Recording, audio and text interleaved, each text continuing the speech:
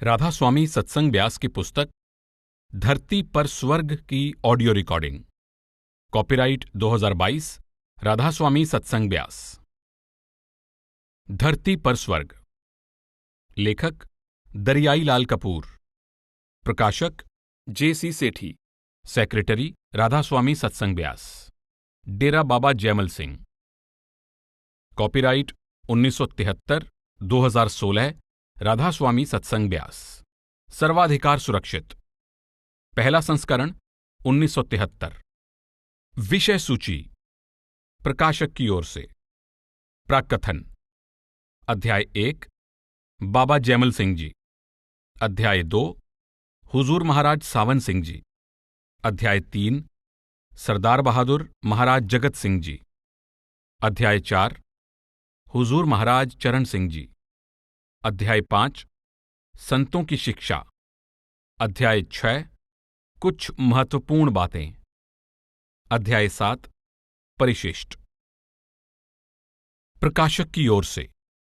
धरती पर स्वर्ग दीवान साहब दरियाई लाल कपूर की प्रसिद्ध उर्दू पुस्तक फिरदौसे बरी बरूए ज़मीं का हिंदी अनुवाद है।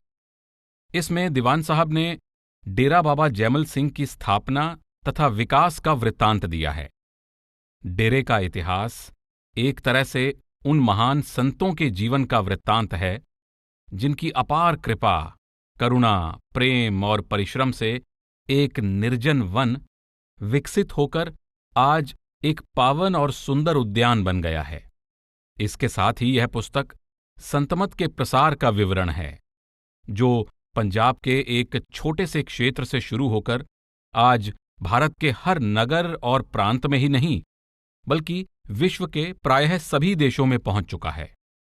लेखक ने इस पुस्तक में राधा स्वामी सत्संग व्यास के क्रमबद्ध इतिहास के साथ ही यहाँ के महान सतगुरु साहिबान के पवित्र तथा प्रेरक जीवन का परिचय और उनकी दया मेहर के वृत्तांत तथा उनकी महिमा व महानता को प्रकट करने का प्रयास भी किया है।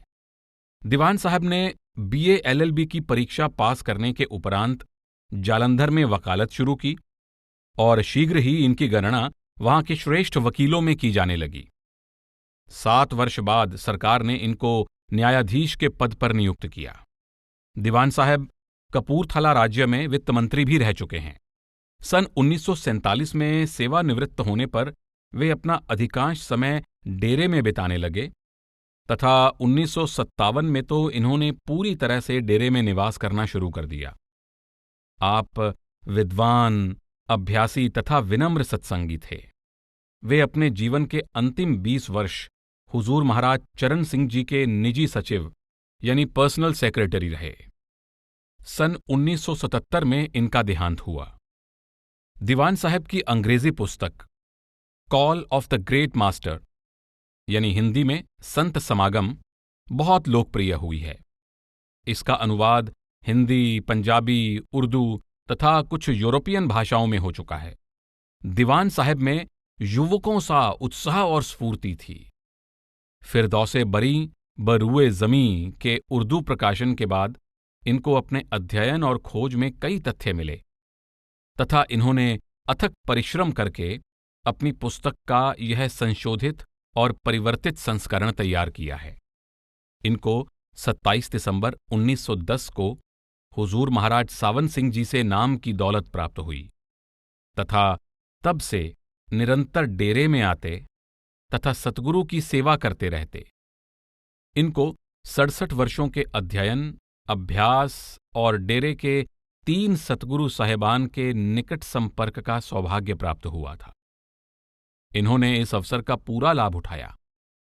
इतने वर्षों के अनुभव, ज्ञान तथा डेरे के विकास की प्रत्यक्ष जानकारी के कारण दीवान साहब इस पुस्तक को लिखने के सबसे सुयोग्य अधिकारी थे।